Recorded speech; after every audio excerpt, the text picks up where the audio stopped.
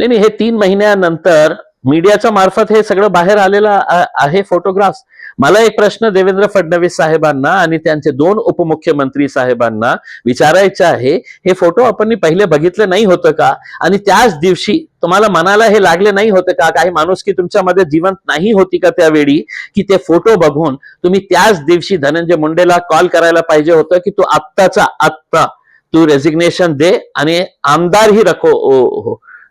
अशा प्रकारची जेव्हा त्यांना कळलं की नाही आता पाणी सारखे ऊपर से चले गया आहे, मीडिया ही आमच्या मागे लागलेले आहे, अनेक विरोधी पक्षातले नेते आमच्या मागे लागलेले आहे आणि आम्हाला कठीण जाणार आहे, जड जाणार आहे, म्हणून हे सगळं नाटक करण्यात आलेलं आहे. आणि दुर्दैव हे आहे की धनंजय मुंडे म्हणतो की मला नैतिकतेच्या आधारावर त्याच्या काही बोललंच नाही त्यांनी. डॉक्टरांनी मला सल्ला दिला आहे म्हणून मी राजीनामा देत आहे. आणि त्यांचे मोठे नेते अजितदादा विधानसभेमध्ये जाताना नैतिकतेच्या आधारावर मुंडेंनी राजीनामा दिलेला आहे. कुठेच आहे जे देणारा आहे ते म्हणतो की मी त्या कारणाने दिलंच नाही, मी माझी तब्येतीच्या कारणाने दिलेला आहे.